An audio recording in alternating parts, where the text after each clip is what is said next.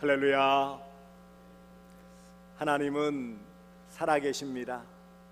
살아계신 우리 아버지 하나님의 무궁하신 사랑과 측량할 수 없는 은혜가 여러분에게 늘 함께 하시기를 축복합니다. 연말만 되어지면 새해 맞이하면서 약간 스트레스가 쌓이기도 하고 부담되었던 것은 해가 넘어가면서 나이 한 살 더 먹는다고 그랬잖아요. 그래서 떡국 먹으면 한 살 더 먹는다. 근데 감사하게도 올해부터 바뀌었습니다. 생일 지나야 묵은 연수만큼 쳐주는 거예요. 한 살도 깎아주죠. 생일 되기 전까지는 나이를 절대로 안 올려줍니다.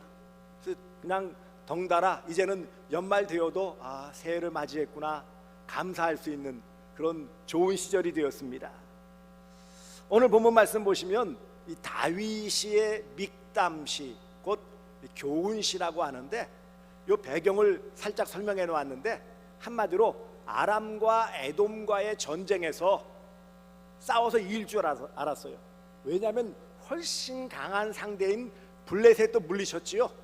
주변 나라들, 웬만한 나라들은 다 전쟁에서 승리했는데 당연히 이길 줄 알고 가서 싸웠는데 어떻게 됐을까요? 오늘 본문에 있는 바와 같이 패배하고 만 거예요. 밀리고 마는 거예요. 얼마나 당황스럽겠습니까? 아주 어려운 상대를 만나고 예상하건대 이것은 좀 이기기 힘들다라고 생각해서 싸우면, 그래서 밀리면은 그래도 마음에 준비가 있었을 터인데 이건 이까짓 것쯤, 그래서 당연하게 이길 줄 알고 싸웠는데 그만 되치기를 당하고 말았어요. 얼마나 당황스럽고 얼마나 힘들고 얼마나 사기는 땅에 떨어졌겠습니까? 그런 상황 가운데에서 드린 기도가 바로 오늘 본문의 내용이에요. 한마디로 위기, 패배, 지는 것에 대한 위기, 그것은 결국은 단순히 진다라는 것이 아니고 모든 것을 이룰 수 있다라는 위기감이 함께 나타나는 것이에요. 이런 어려움들, 이런 위기 가운데서 과연 어떤 모습을 보여야 바람직할까요? 오늘 본문에서 다윗은 기도하는 것으로 나타나지만 많은 상황 가운데서 사실 쉽지 않은 모습입니다. 왜냐하면 우리에게 닥친 문제가 너무 크게 보이고 위기가 너무 커 보이기 때문에 당황하게 되어지고, 그러면은요 정신을 차릴 수가 없어요. 이럴 때 쓰는 사자성어가 두 가지가 있더라고요. 하나는 갈팡질팡, 들어보셨어요? 어쩔 줄 모를 때 쓰는 말이 갈팡질팡이에요. 그러면서 곁다리로 쓰는 말이 뭔지 아십니까?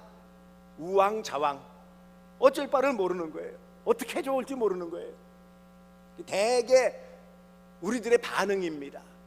생각지도 않았던 어려움을 겪게 되어지고 위기를 만나게 되어지면 대부분의 우리의 태도는 어떻다고요? 갈팡질팡, 우왕좌왕, 어쩔 줄을 몰라 할 수밖에 없는 것이 우리의 모습입니다. 다윗이라고 달랐겠어요? 이런 모습을 보였다라는 것은 한 걸음 더 나아가서의 문제이지, 바로 아람과 에돔 군대에게 잠시 패배했을 때는 아마 정신이 없었을 거예요.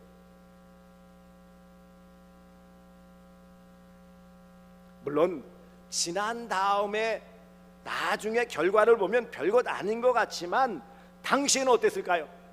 전쟁에서 밀리고 졌을 때의 상황은 막막하고 답답했을 것입니다. 어떡하지 이제 이거?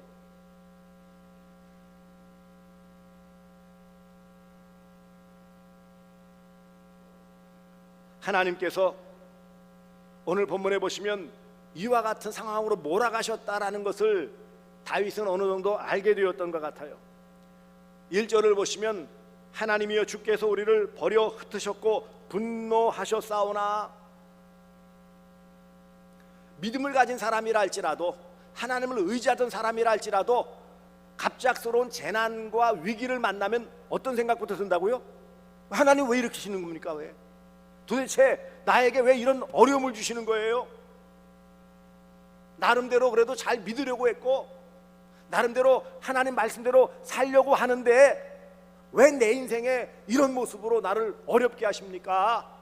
라는 탄식이 나올 수밖에 없는 거예요. 때때로 그래서 뭐예요? 억울한 마음이 들기도 하죠. 나는 그만큼 이런 상황을 맞닥뜨릴 만큼 잘못한 것이 없는데, 나는 나름대로 열심히 살았는데 결과를 현재의 상황에서 경험하게 되어지면 너무너무 힘든 거예요. 때때로 그래서 섭섭한 마음마저 들어요. 다윗의 마음에 이런 마음도 들었을 거예요. 하나님, 제가 언제 이스라엘 왕 되겠다고 나선 적이 있습니까? 그냥 베들레헴 시골에서 양이나 치고 평안히 지낼 저를 왜 불러주셔가지고 억지로 그 사울왕의 갖은 그런 핍박에도 힘들게 만드시고 겨우겨우 왕 되게 하신 것 하나님이신데 누가 왕 되고 싶다고 했어요? 왕 되게 만드신 다음에 왜 이렇게 힘들게 하는 겁니까? 죽을 고생 넘기고 참 힘든 삶의 상황들을 맞닥뜨려 미친 채 하기도 하고 도망자로 오랜 세월 도망 다니고 자신 때문에 주변에 많은 사람들이 죽어나가는 것을 보고 얼마나 마음이 아팠겠어요. 겨우 그래서 어쨌든 왕이 되었는데 또다시 이런 국가적인 위기, 개인적인 위험의 상황을 맛보게 되었을 때 정말 탄식이 나오고 더 나아가 원망이 안 나왔겠느냐고요. 우리도 마찬가지예요. 다윗과 같이 신앙적으로 성숙한 사람도 이런 탄식을 했다면 우리같이 평범한 사람들은요, 결국은 고통스러운 외마디 비명을 지를 수밖에 없는 거예요. 너무 힘든 일을 당하면 사실 아무 생각 안 들어요.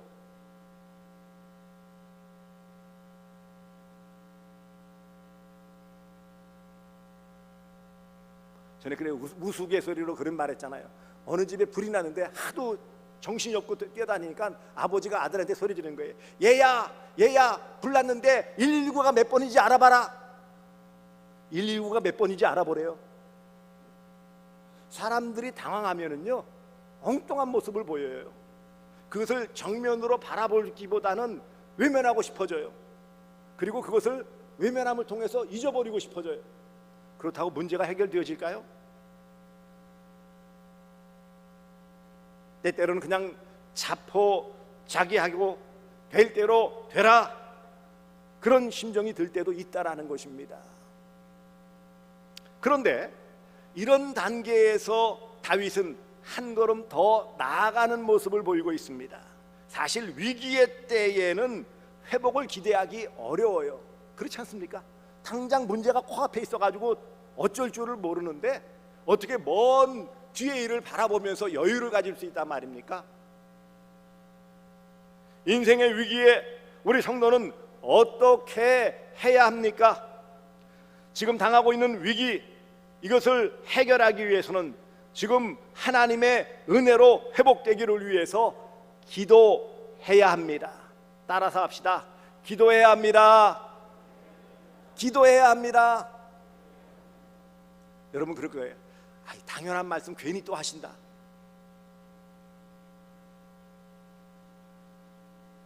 지금 이런 어려운 가운데 다윗이 첫 번째로 한 말씀이 뭐죠?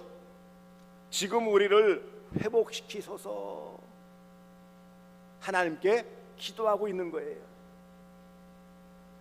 그 틈을 비우소서. 그 다음에 5절에 주의 오른손으로 구원하시고 응답하소서. 응답해달라는 것은 뭘 하고 있다라는 거예요? 지금 기도하고 있다라는 거예요. 그래서 다윗은 개인과 또 민족적인 국가적인 그런 큰 위기, 재난, 시련, 고난 앞에 하나님을 향하여 기도하고 있음을 보여주는 것입니다. 하나님은 모든 인생, 믿음의 사람들인 성도, 하나님의 자녀들인 우리 믿음의 사람들이 모든 위기, 고난, 시련의 때에 하나님을 바라보며 기도하기를 원하세요. 그 고난을 통해 우리를 다듬어 가시며 더 큰 것, 더 더 좋은 것을 주시기를 기뻐하시는 하나님께서는 그래서 그 위기 때에 하나님을 더 바라보고 집중하기를 원하세요. 외면하는 것이 아닙니다. 그래서 다윗으로 하여금 지금 회복시키소서, 그 틈 이 어려움들을 기우소서, 메꿔주세요, 지금 응답하시고 구원하여 주세요라고 기도하게 하시는 분은 바로 하나님이세요.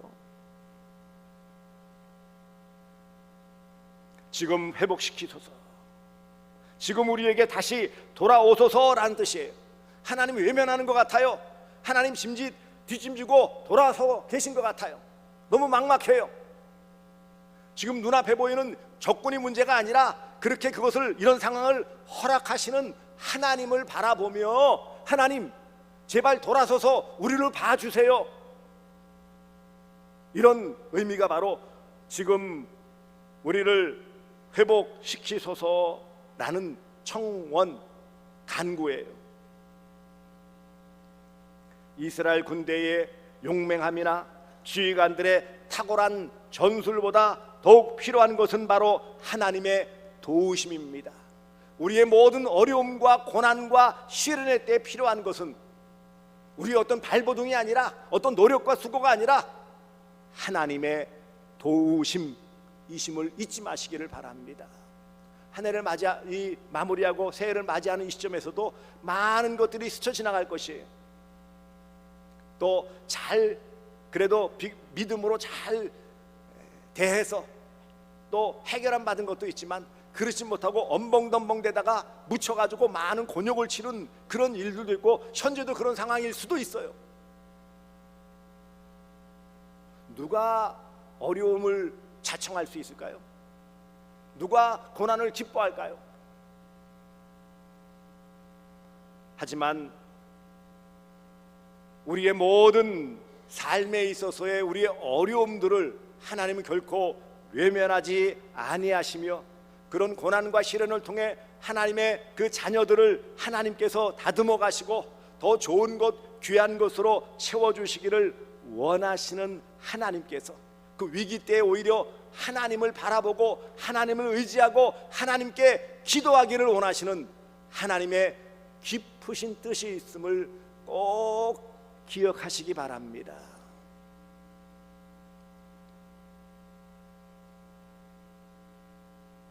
그 내용은 또한 회복이라는 내용이지만 상처 치유, 어려움을 회복시켜달라는 그런 기도 내용이 2절이에요.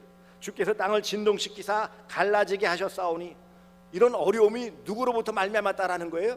물론 당장에 보면 1차원적으로는 적군 아람과 에돔의 군사이지만 그렇게까지 허락하시고 이런 위기를 맞게 해주신 분은 하나님의 허락하심이 없으면 안 된다라는 것을 믿음의 눈으로 바라보았기 때문에 땅을 진동시키셨다, 갈라지게 하셨다, 한마디로 지금 이런 위기를 하나님이 허락하셨으니 그 틈, 진동시키시고 갈라진 틈과 같은 우리의 위기, 위험, 어려움들을 어떻게 해달라고요? 기워달라. 기우는 게 뭐예요?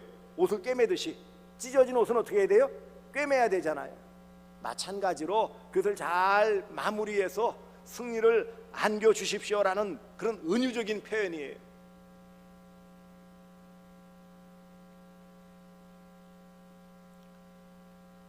물론 부족하고 연약한 모습을 보였고 때때로 죄악 때문에 징계를 당하기도 합니다.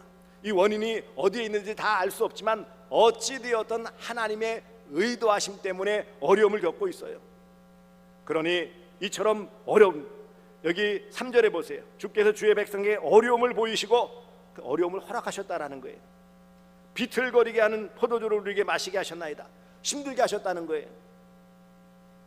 그렇지만 무엇을 원합니까? 4절에 보세요. 주를 경외하는 자에게 깃발을 주시고 진리를 위하여 달게 하셨나이다. 일반적으로 깃발 이런 건 승리를 나타내지만 본문 전체 배경을 살펴볼 때 일반적으로는 하나님께서 피할 자리, 도피성이 되시고 궁극적으로 보호해 주시고 궁극적으로 승리케 해주시기를 바라는 그런 간절한 내용이 바로 4절의 말씀입니다. 결국 하나님께서 이 문제를 해결해 주시고 하나님께서 승리함을 허락해 주셔야 궁극적으로 이기고 이런 평화와 안정을 누릴 수 있습니다. 그런 갈망이 담겨져 있는 것입니다. 결국 하나님께서 사랑하시는 이 백성, 하나님의 자녀된 성도들을 건져주시고 구원의 주의 오른손, 권능의 손, 능력의 손으로 구원하시고 곧 승리케 하시고 이 모든 것을 응답하심으로 궁극적인 승리를 얻게 하옵소서라는 간절한 기도가 바로 오늘 본문의 말씀입니다. 구원은 우리의 의지와 상관없이 하나님이 주시는 것이지만 인생의 위기는 기도하는 자에게 응답하심으로 회복을 주시는 줄 믿으시기를 바랍니다. 구원은 우리 의지와 상관없어요. 은혜로 주시는 거예요. 하지만 인생에 만나는 갖은 고난들은 하나님의 의도하심이 있기 때문에 그 의도하심에 따라 하나님께 믿음으로 맡기고 기도하는 자에게 응답하셔서 그 문제를 해결하시는 줄 믿으시기를 바랍니다. 그래서 많은 성경에서 뭐라고 그랬어요? 기도하라고 말씀하셨어요. 구하라, 찾으라, 두드리라, 응답하시겠다라고 약속하셨어요.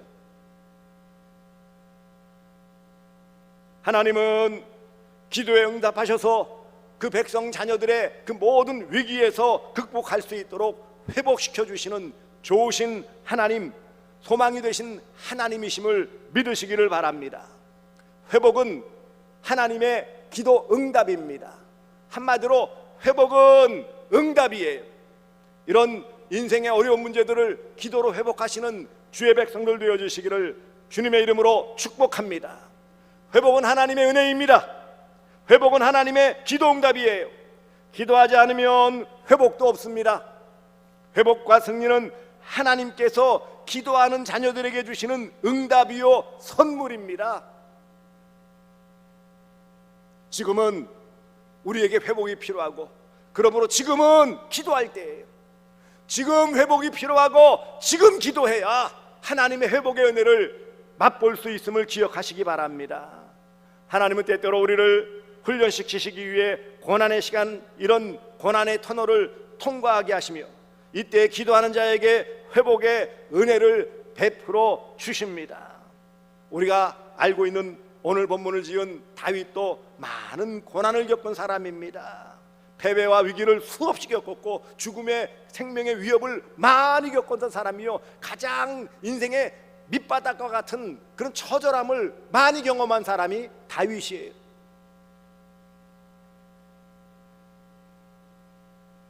하지만 그런 위기에 하나님께 기도하며 회복을 경험했습니다.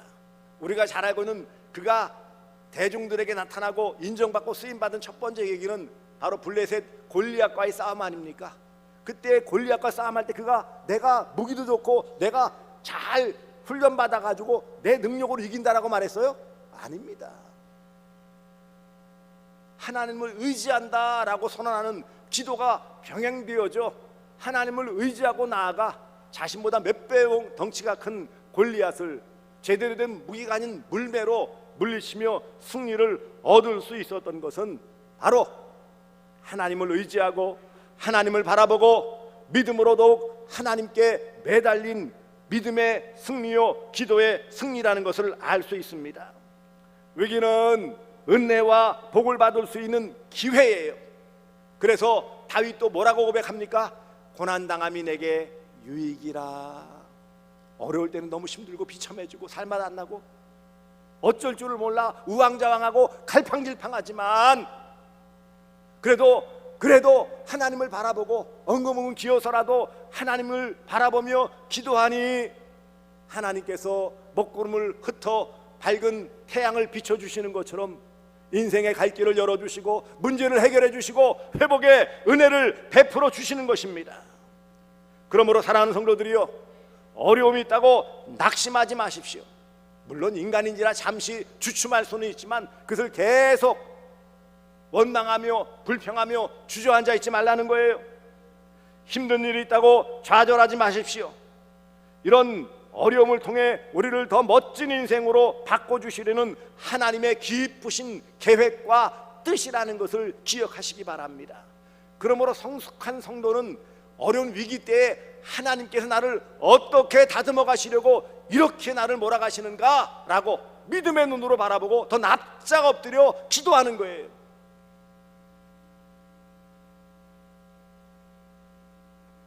그러니 잠잠히 하나님을 바라보며 하나님께 맡겨 기도하시기를 바랍니다. 다 각양 여러 가지 그런 어려움들이 다 있어요. 어려움 없고 힘든 일이 없는 가정 개인이 어디 있습니까? 다 남에게 다 말할 수 없는 그런 힘든 부분도 있지요. 탄식하며 살만 나지 않는 그런 상황 가운데 놓여 있기도 할 것입니다. 원망하고 불평할 일 아니에요. 오히려 그것 때문에 하나님께 더 가까이 나아갈 수 있어요.